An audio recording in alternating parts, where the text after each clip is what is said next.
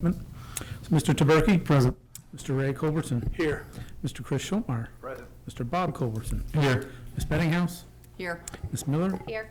Ms. Hausfeld? Here. Let the record show that all 7 members are present. At this time, could I have a motion to approve the written minutes of the March 26th special council meeting? Mr. President, Ms. Bettinghouse? I make a motion to approve the written minutes of the March 26th special council meeting. I'll second that. A motion by Ms. Bettinghouse, seconded by Ms. Hausfeld to approve the written minutes of the March 26th special council meeting. Are there any remarks? If not, all those in favor signify by saying aye. Aye. Opposed? So ordered. The next thing on the agenda is to discuss an ordinance, or to place an ordinance on the table to officially switch the council meeting to the 4th Thursday, committee of the whole to the 2nd Thursday, which was voted on at the March 26th committee of the whole, so we're just kind of formalizing this at this point. So do I So, have a... Mr. President, Ms. I make Bettinghouse? a motion to put an ordinance on the table to switch the council to the 4th Thursday and committee of whole to the 2nd Thursday of the month. Do I have a second on that? I'll second that. A motion by Ms. Bettinghouse, second by Mr. Ray Culbertson to place an ordinance on the table, officially switching the council meeting to the 4th Thursday of the month and the committee of the whole to the 2nd Thursday of the month. Are there any remarks? If not, all those in favor signify by saying aye. Aye. Opposed? So ordered. And Ms. Van Valkenburg, just to help you out on that ordinance, ordinance number 18, 2018, we passed. It was actually written up that way, and we had to amend it to switch them, so that'll be a good reference for you. Thank you. Should just be a copy on that and go.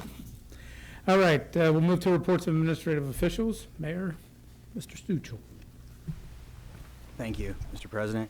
I am going to kind of go out of order a little bit here just by the fact that trying to play catch up. So this report is not the traditional COW meeting report. Kind of to get caught up here, during this unprecedented time, our citizens, community partners, and village employees have come together to make the best of this situation.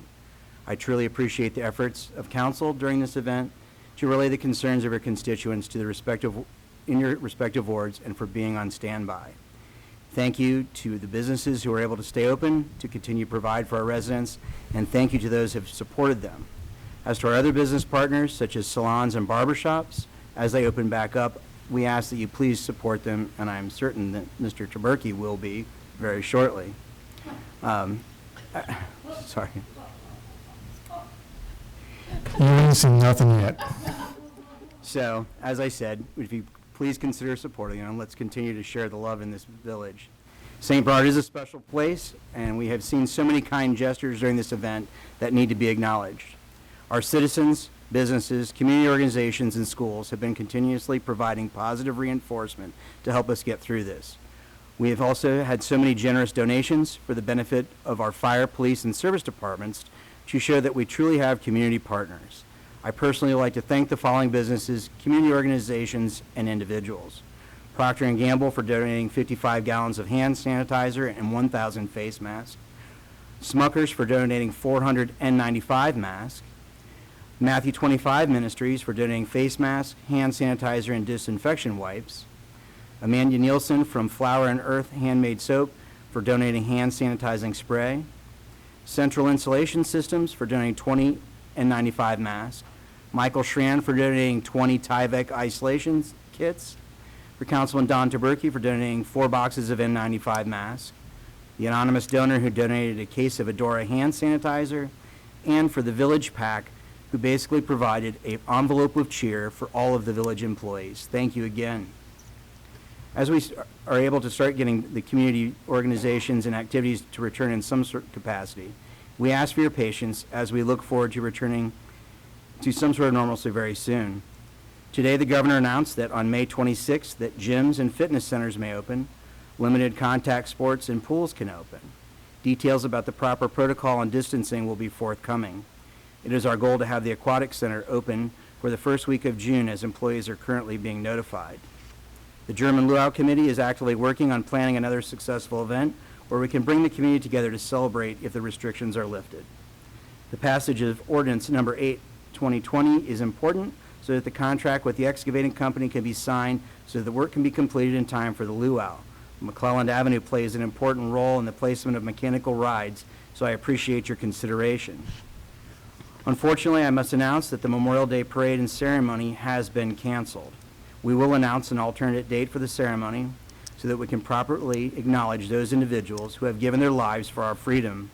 It is a possibility that it could be moved to the 4th of July or have it incorporated with the German luau. I would also like to thank 2 patrol officers for their service to the St. Bernard Police Department of the Village who recently transferred to other agencies. Derek Setters and Aaron Grant, thank you both, and please know that you will be missed. Just to give you all an update on the police department hiring process, we are in the final stages where conditional offers will be made. Both vacancies will be filled from the recently certified eligibility list. I would also like to congratulate 4 new members of the St. Bernard Fire Department who will be sworn in next Wednesday. Firefighter paramedics Casey Ballman, Charles Weghorn, Benjamin Stopel, and Jeffrey Martini Jr. Once we feel the appropriate ceremonial swearing in can be conducted, their families will be invited to celebrate with us. I have to say that in my years of being involved in the hiring process that the individuals on this certified eligible list are absolutely outstanding, and I couldn't be any more pleased. With the recent turnover in our safety service departments, I've decided to form a committee to research the comparison levels of other departments by rank and experience so that we can make the proper comparison. With the upcoming contract negotiation for the police department in October, I felt that we should look to see where we are and where we stand in those step processes. The service department contract expired in March, but even before the public health emergency hit, I had already said to them that I would not move forward until the end of the second quarter, until we know our financial position mid-year. So to the dedicated members of the service department, please know that I have not forgotten you. For the building department, I would like to thank Robert Ostertag for his service to the village. You will be missed, but I'm confident that we're in good hands with Jerry Stoker and Jim McFarland. While I am on the subject of the building department, we are going to be updating our fee schedule to mirror that of Hamilton County, which will be announced. The next council meeting is scheduled for Thursday, May 28th at 7 p.m., and the CIC meeting scheduled for Tuesday, May 19th, will be open to the public.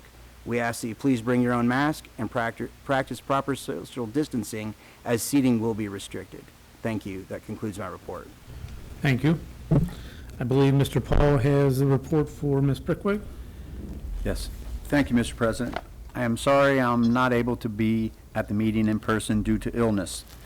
Tom will read my report, and I will be watching the meeting on the internet and will be available for questions through Tom. I am sorry for this inconvenience.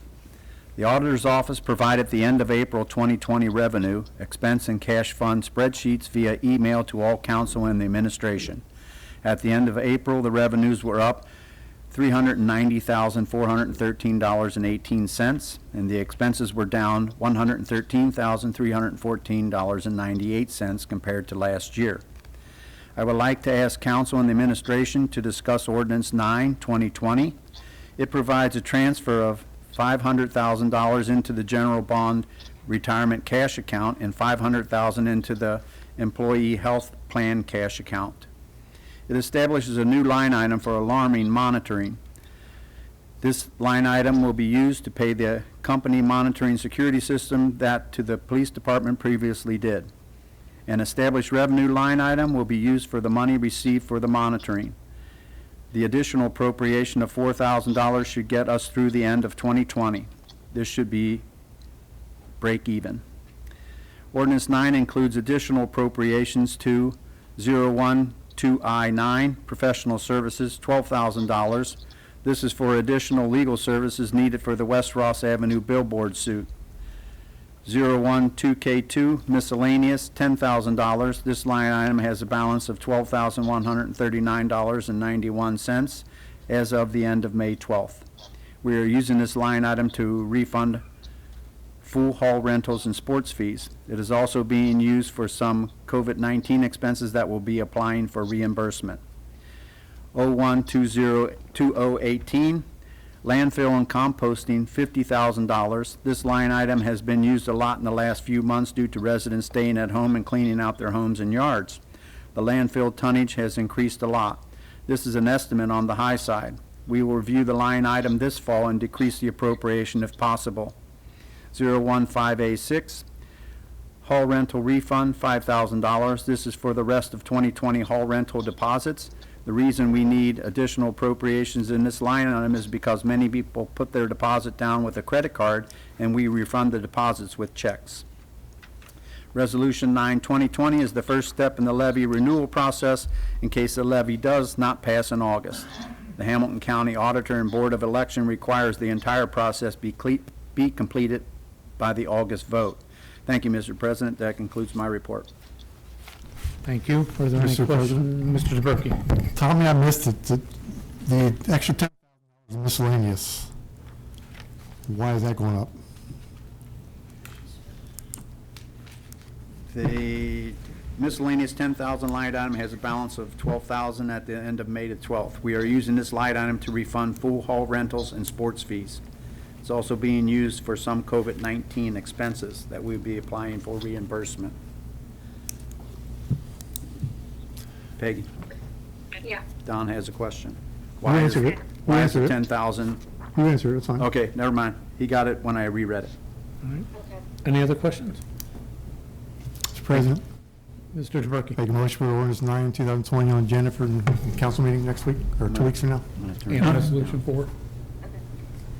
Well, resolution 4 too. Okay. I'll second it. Motion by Mr. DeBerke, second by Mr. Bob Culberson, to place resolution number 4, 2020, and ordinance number 9, 2020 on the table. Are there any remarks? If not, all those in favor signify by saying aye. Aye. Opposed? So ordered. All right, thank you. Law Director, Ms. Van Valkenburg. Thank you. I have a couple of things. First of all, I'd like to bring to council's attention ordinance number 7, 2020, which is authorizing the solid waste collection fee for this year. It maintains the same amount as has been in years past. So I'd like to have that discussed and put that on the table for the next council meeting. Also, Norton Outdoor Advertising has filed suit in federal court against the Village of St. Bernard. In this suit, in which I have a copy of, if anybody wants to take a look at it tonight, and I've got it here in my office. It's also obviously online. Basically, it's the kind of the other shoe. They're arguing that our ordinance is unconstitutional. They are requesting damages. We'll be talking with our insurance carrier, but I just wanted to make you know that it's very, very early days. This was just filed at the end of April. We have basically, if we accept service, or if we accept service, we'll file that at the end of the month, and then we have another 30 days after that to file an answer. So I'll keep you updated as we progress, but that's where we are with that now. In the Hamilton County suit, we are still awaiting final decision from the court there. As I believe I mentioned previously, the mediator magistrate found in our favor. Norton then filed an appeal to have the trial court, the Court of Common Pleas level, take a look at that. I fully anticipate that the Common Pleas Court judge will uphold our ruling. This is another way that they're attacking that, basically, though. So alleging that the unconstitutionality of our ordinance, that's not really something they could discuss, although they did try. But it's not really something that Common Pleas Court had jurisdiction over, just because of the mechanism by which the case got to that court. So that court is really not supposed to be arguing or ruling on the jurisdiction, or excuse me, the constitutionality of it. That's a federal court case, and that's what they filed now. And that concludes my report. Mr. President, Thank you. Mr. Bob Culberson? I'm assuming, I don't want to assume, but the 12,000 that Peggy's putting in professional service, is that for this, or what are we talking? That 12,000 was covering things that happened late last, or actually the beginning of this year. We filed motions in the court, basically, and there were various motions and pleadings that we had to file in the court before the magistrate to argue that, to put forth our position there. They then basically they asked for what they call findings of fact, conclusions of law. Our attorney prepped those, and they responded to those, there's, that, like I said, the next step is that they've appealed it now to the Common Pleas Court judge, who will look at the magistrate's decision and decide whether or not he thinks he should affirm that. And I anticipate that that's what will happen.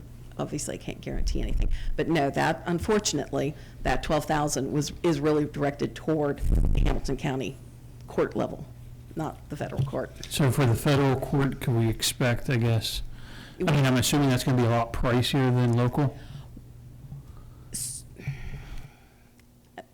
I think that we are fortunate in that they did try to argue some of the constitutional issues at the trial court level here in Hamilton County, even though there really isn't jurisdiction for that. So they are arguments that our attorneys have at least seen. They're not hitting the ground, it's not ground zero again. We won't be completely not reproducing everything. There's familiarity with it. So we've already got some of that stuff kind of already tucked in our back pocket.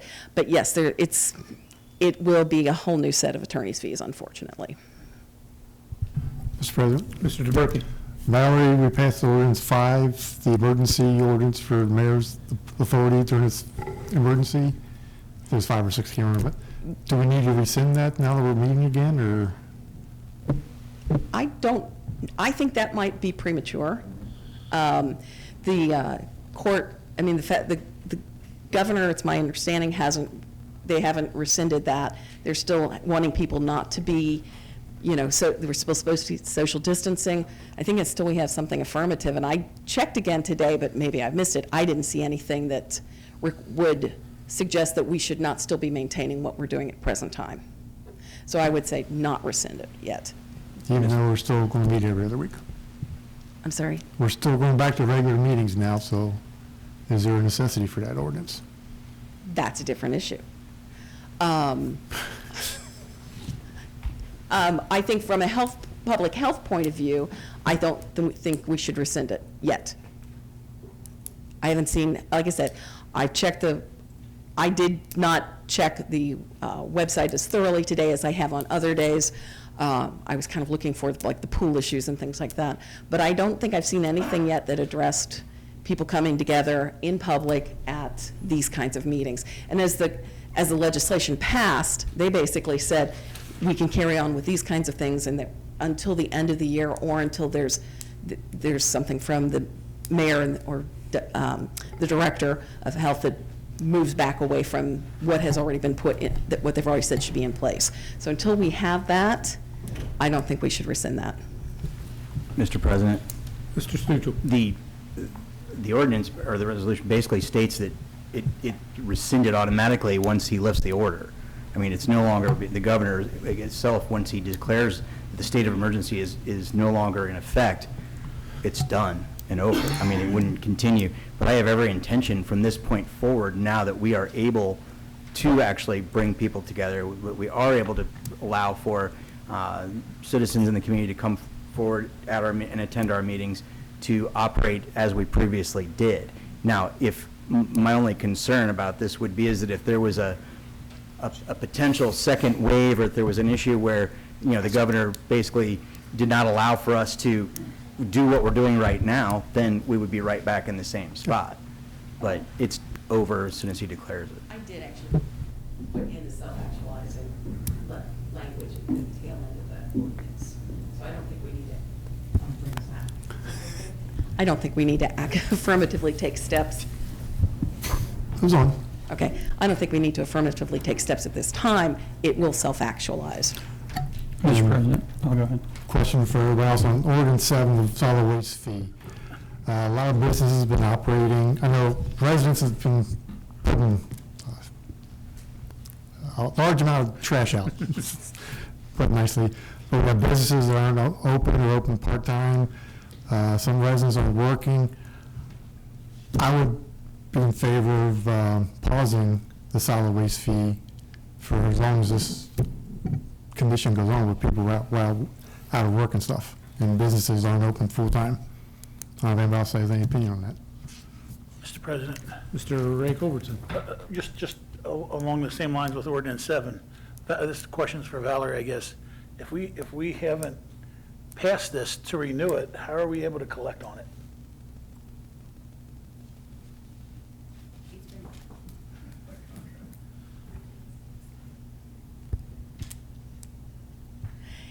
it's been continuing. I don't know. I haven't looked into that. It's an ongoing fee. That's different. If I can look into that issue. I'm just curious then, ongoing fee, then what's the need for us passing this every year? Well, it has been an ongoing fee in that they have charged for it. That's what I'm saying. I'm not saying that, Hamilton County, I believe, it is Hamilton County that's putting those things out. No? Who is it? No. Waterworks, sorry. Yeah, okay. I knew it wasn't us. I'm just drawing a blank on that, sorry. The way the legislation first looked at when I read it, it frankly looked like it did not have to be renewed every year. But then I found something else that I think does say it needs to be renewed. It didn't really the first time take effect until like April. So frankly, I think we're probably okay through April, certainly. But I would recommend that we do it this month. Mr. President, Mr. Taberky? last year we passed it in February, I know. It was, I think it was ordinance 4 in February last year. But Took place in, yeah, you're right. I think it kicked in then in March. So Well, we might have an issue with a month. I know I would with, certainly recommend that we move on this now. can't think of his name. Mike Peck was saying they had to pass it every year, couldn't do it, make it this ordinance for multiple years. Well, we certainly can make it for multiple years. So that's not what we were told back when we first did it. Mr. President, when this Mr. Stuchel? When this was first enacted, sorry. it's a 5-year contract with the Cincinnati Waterworks. The sole purpose of it was to bring it to council every year so that they could either do away with it or raise it. But in my knowledge, it was to go all the full 5 years unless council wanted to change it. Mr. President, Mr. Taberky? Tom, I agree with you that the waterworks contracts were 5 years, but Mike said we had to pass this every year, to renew it every year. It wasn't for the full 5 years. I'm not saying that it was. I'm saying you can make this go longer.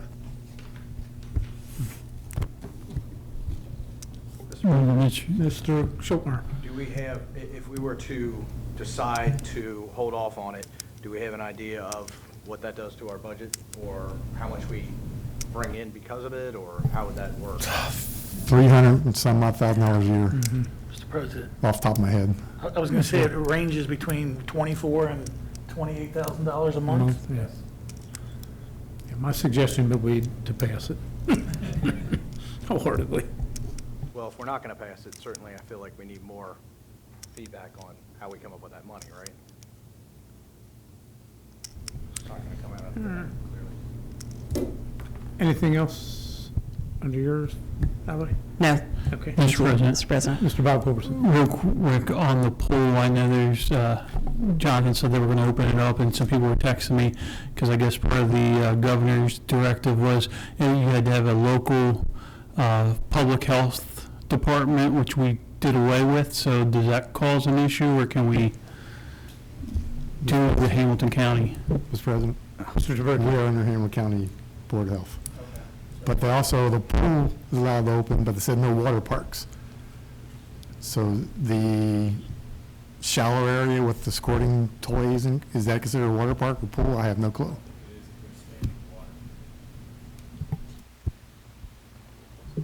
I don't believe it counts as a water park if there's standing water. All right.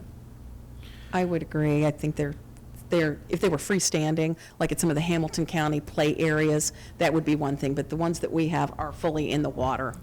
So I don't think it's an issue.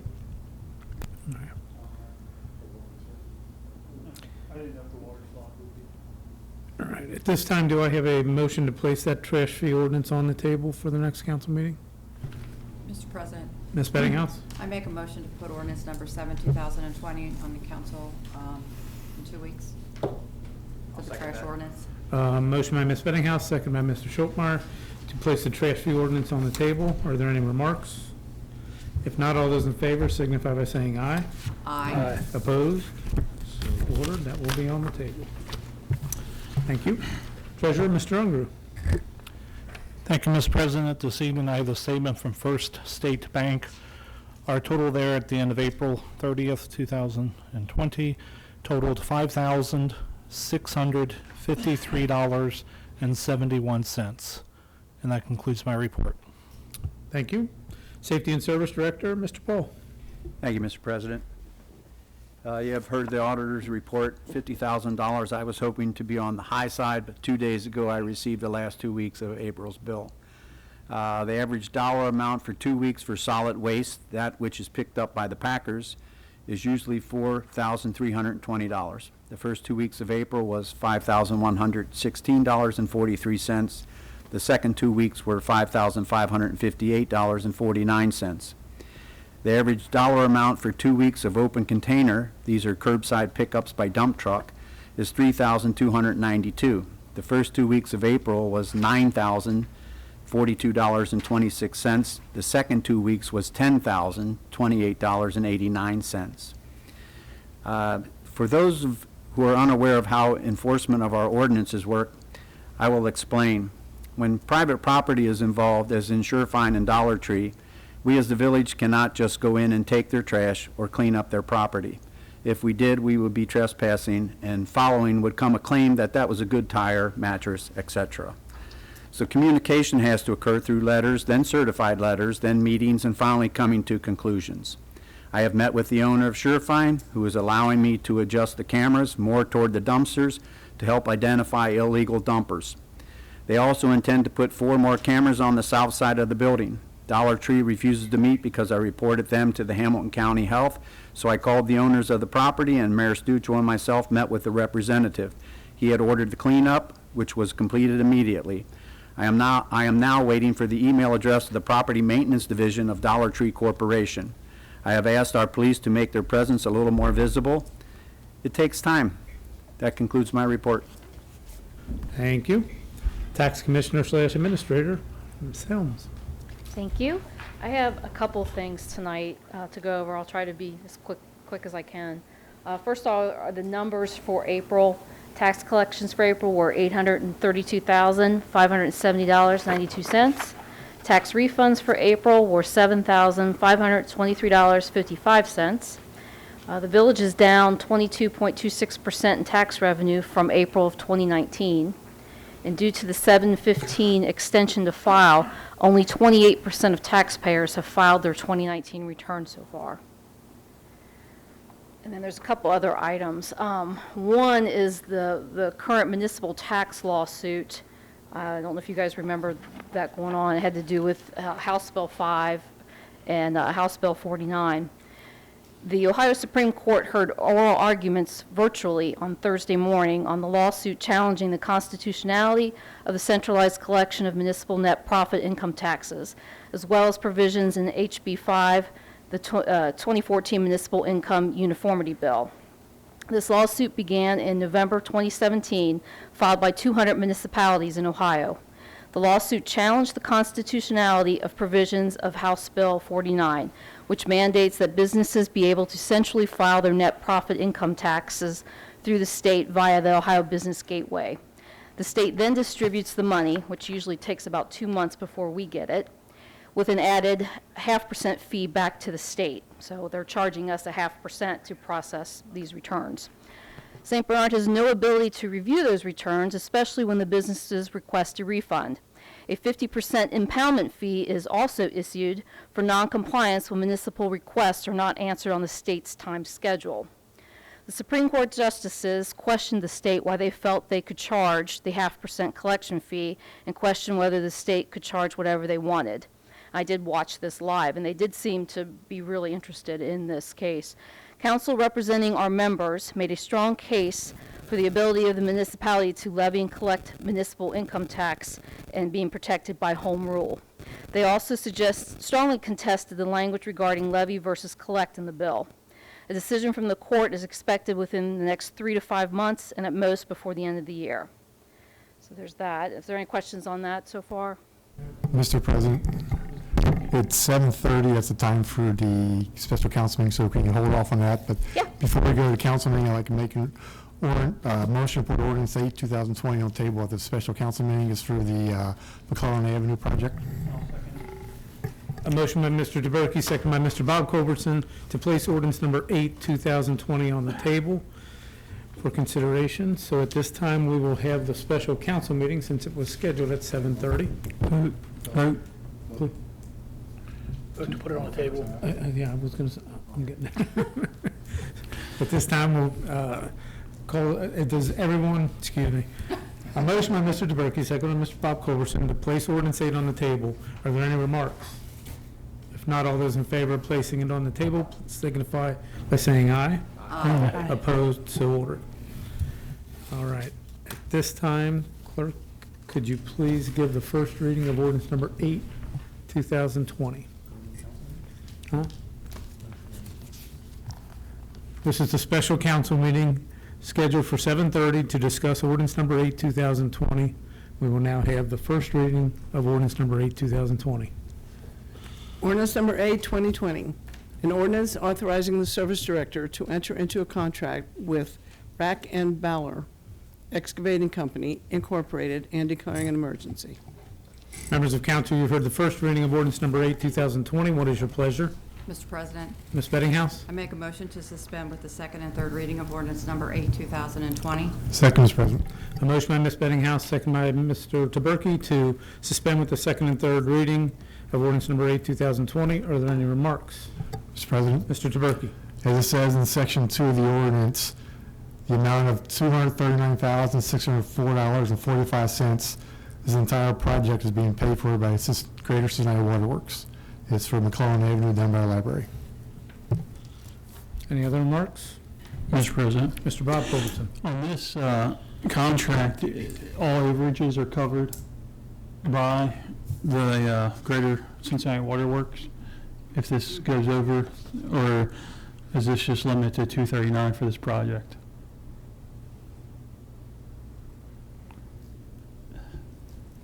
Your question is that's If it exceeds the 239, oh, it will not. They are not allowed. they're not allowed to? Okay. Any other remarks? Mr. President, Ms. Houseboat? I believe you guys discussed this when I missed the meeting. Okay, I must not have gotten this email either, so can somebody explain exactly? I know you said McClellan Avenue, but what exactly are we doing? Mr. Poe? McClellan Avenue is being redone like Del Mar was last year. So it's just, that is the worst street right now. The next on the list will be Orchard if we keep getting grants. The entire No, street? from Tower to Vine Street only. Okay, Yep. okay, thank you. Mr. President, Mr. DeBerke? Tom, that includes a handicap crosswalk there also? Yes, it does. Thank you. Any other remarks? All right. Who's on first? We had a motion to suspend. We didn't vote yet. Clerk, will you call the roll? This is crazy in the middle of this meeting. It's really got everything thrown off. Will you call the roll on the motion to suspend? Yeah, wait a minute. Mr. DeBerke? Aye. Mr. Ray Culbertson? Aye. Chris Schroemeyer? Aye. Mr. Bob Culbertson? Aye. Mrs. Bettinghouse? Aye. Mrs. Miller? Aye. Ms. Pausfeld? 7 ayes, no nays. Motion to suspend carries. Members of council, what is your pleasure on adoption? Mr. President, Ms. Bettinghouse? I make a motion to adopt ordinance number 8, 2020. Second, Mr. President. A motion by Ms. Bettinghouse, second by Mr. DeBerke to adopt ordinance number 8, 2020. Clerk, will you please call the roll? Mr. DeBerke? Aye. Mr. Ray Culbertson? Aye. Mr. Schroemeyer? Aye. Mr. Bob Culberson? Aye. Mrs. Bettinghouse? Aye. Ms. Miller? Aye. Ms. Hausfeld? Aye. 7 ayes, no nays. Ordinance number 8, 2020 is adopted as read. That concludes our special council meeting. Nah, we'll just go right with it. What the heck? We're flying high now. Let's just keep rolling.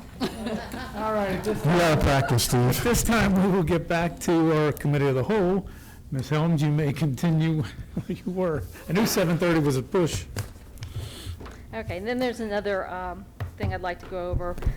Issue 7, which just recently passed and was finalized today.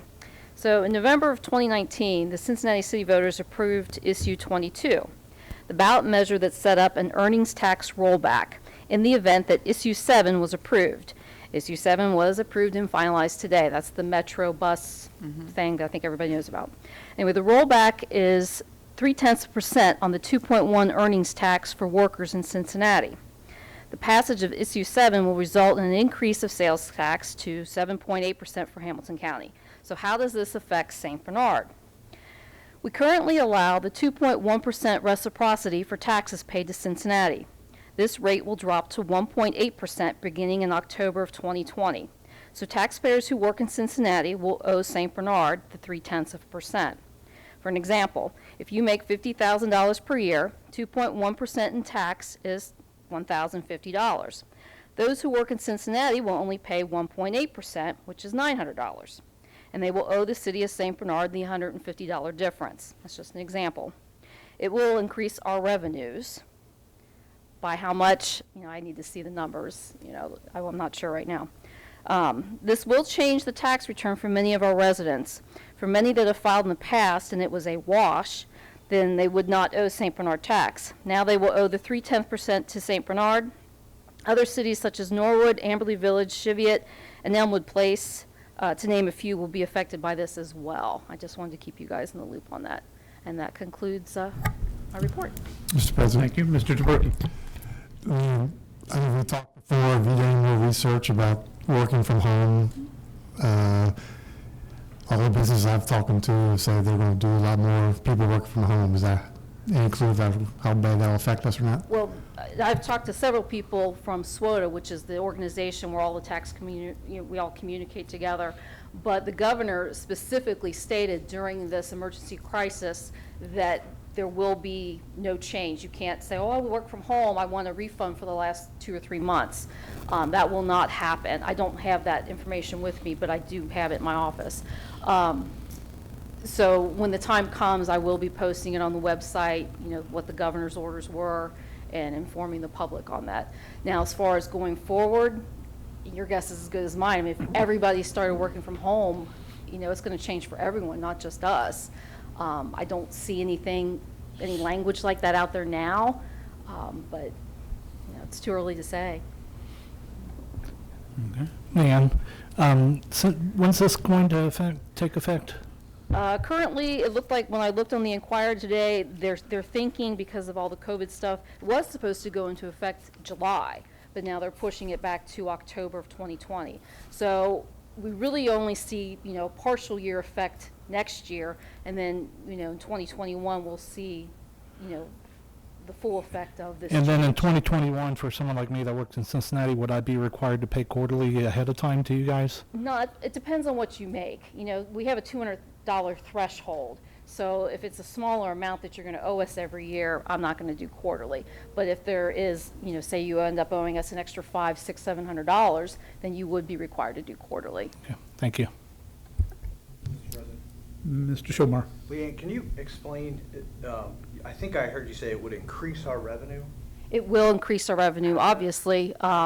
Without looking, I'd have to pull all of the Cincinnati W-2s that we get, and the computer will do that, and then be able to see how many of them we would end up having to owe the 0.3% to us.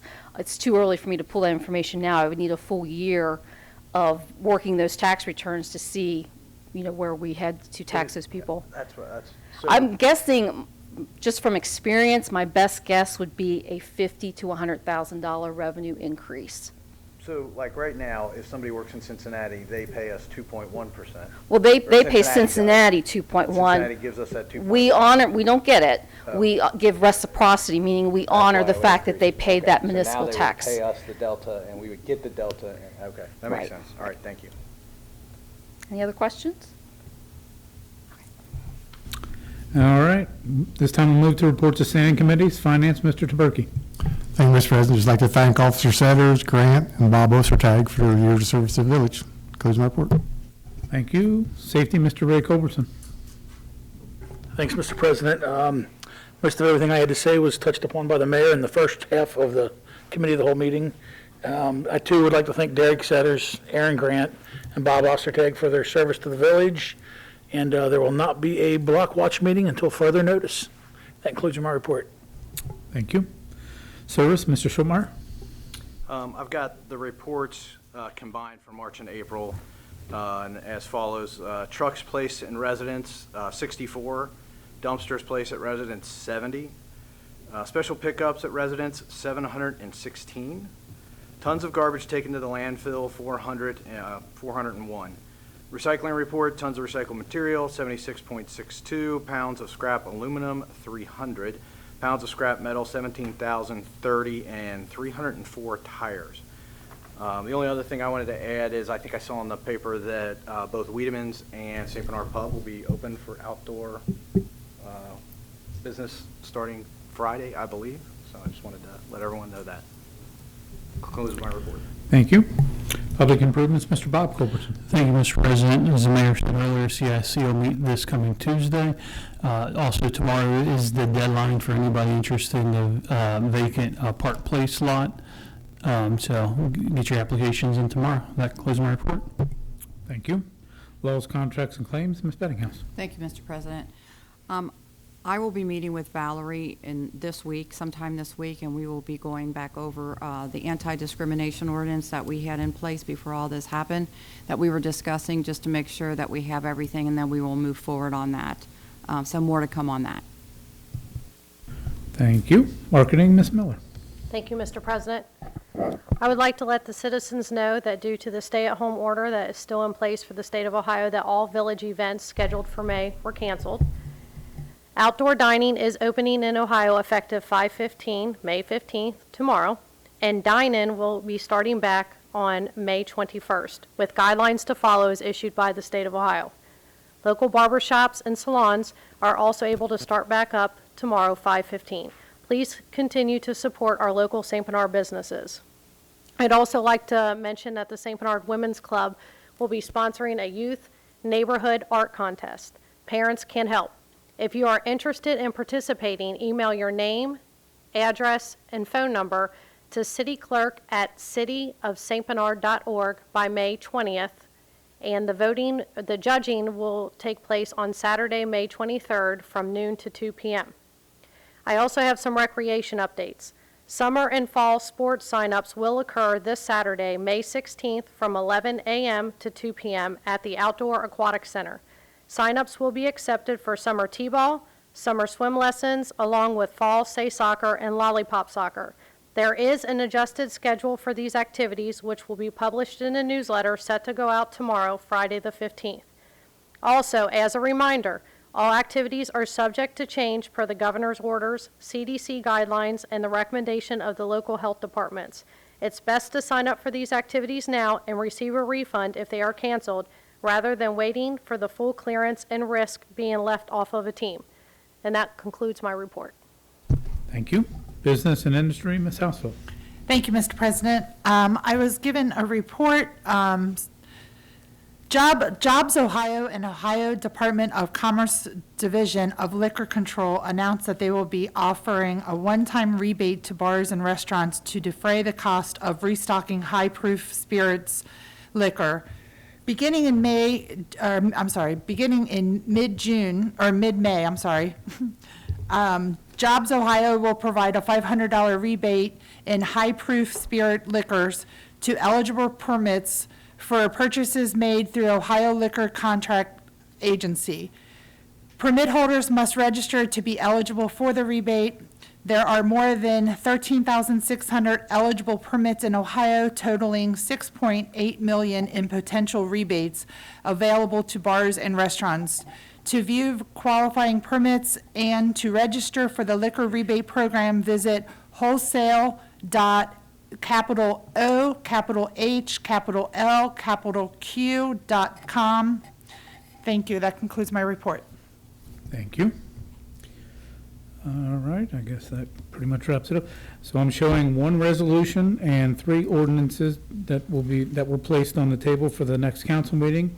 That council meeting will be Thursday, May 28th at 7 p.m.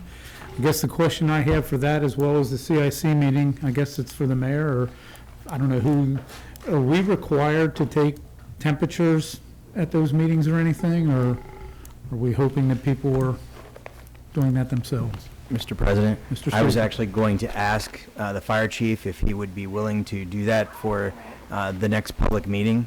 I think it would be appropriate to do that for everyone, especially since we are going to be allowing the general public to attend.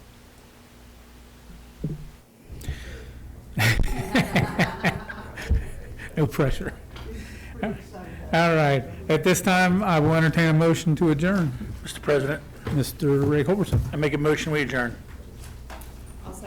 A motion by Mr. Ray Culberson, second by Ms. Housefeld to adjourn. All those in favor say aye.